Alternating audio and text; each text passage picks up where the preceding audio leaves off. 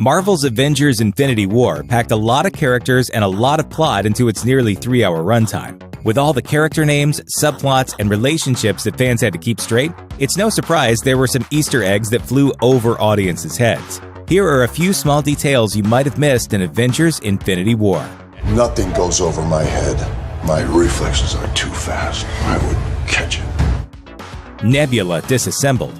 Nebula's torture at the hands of Thanos is one of the more gruesome parts of the movie, and a reference to the Infinity Gauntlet comic arc that provides the inspiration for much of the film.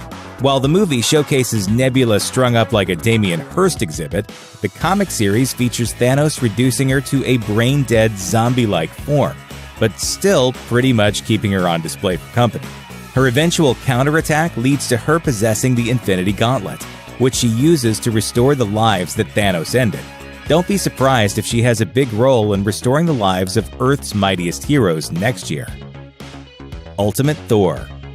When Thor returns to Earth with his new hammer, Stormbreaker, it's a thrilling moment for comic fans and audience members alike. What some fans might not have noticed is that the visuals of Thor's return are straight out of the Ultimates comic series. Both the glowing bulbs of his vest and his axe-like hammer are pulled directly from the Ultimate Universe of Marvel Comics.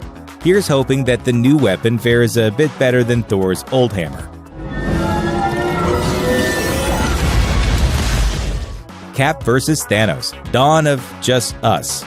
There's plenty of moments in the Infinity Gauntlet comics that aren't adapted for Infinity War, but there's one moment in the comic series that absolutely had to be adapted. Captain America facing down Thanos after watching him beat down the strongest heroes in the Marvel Universe without breaking a sweat. It's a character-defining moment for Steve Rogers as the last Avenger standing, and the spirit of that moment makes it into Infinity War beautifully. Colorblind Vision.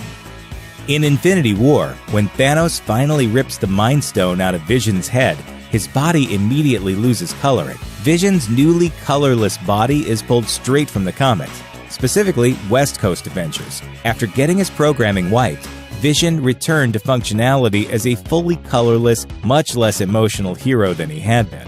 Infinity War's reference to Vision losing color after getting his mind destroyed is likely an indication that even if Vision gets resurrected with some of his teammates, he probably won't be the same robot that fans know and love. I'm not Jarvis, I am. 17A Protocol. When Tony Stark orders the 17A Protocol, it gives Peter Parker the high-tech Iron Spider outfit that Spidey uses to great effect. It's a crowd-pleasing moment, but the quick reference to Spider-Man and the number 17 might have left well-read comic fans a bit nervous. In Spider-Man number 17, Peter Parker gets killed while trying to save a woman and her daughter from a vat of exploding Freon. In the afterlife, Spidey meets Thanos and his beloved Lady Death.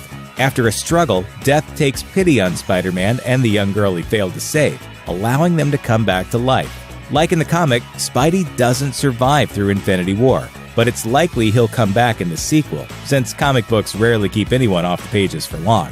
That's a lot packed into a blink-and-you'll-miss-it reference. The Doctor is in trouble. Early in the film, Doctor Strange is captured by Ebony Maw, who tortures Doctor Strange with energy daggers. It's a haunting interaction, and you might have guessed, it's another one that's inspired by the comics. In this case, the very personal relationship was featured in Infinity, a modern-day sequel to Infinity Gauntlet that likewise served as a major inspiration for Infinity War. Hulk in a Strange Land.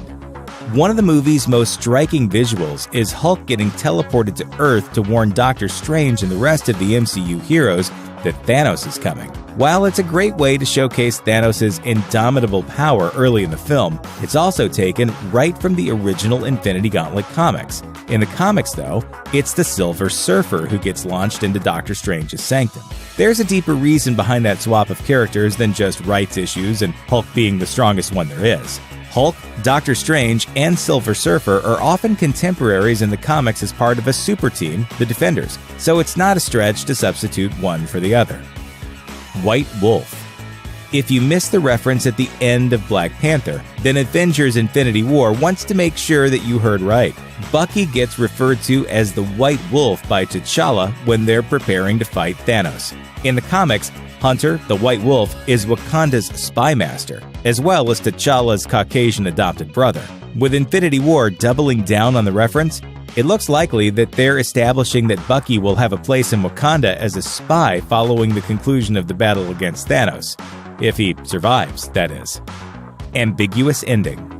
Avengers Infinity War ends with Thanos wiping out half the universe, smiling contentedly after accomplishing his goals. Interestingly enough, that ending is a direct mirror to the original ending of Infinity Gauntlet, although the comics ending comes after Thanos' defeat at the hands of Adam Warlock and most of the Marvel Universe. It's a surprisingly sympathetic ending, showing the Mad Titan at peace with himself, having had and lost ultimate power, and choosing instead to live as a humble farmer with no higher aspirations. For now. While the movie implies that the scene of Thanos' contentment comes immediately after he wipes out half of all life, that's not necessarily true. Could the scene actually be a sneak preview of the ending of next year's Avengers movie, giving fans an early look at Thanos' retirement?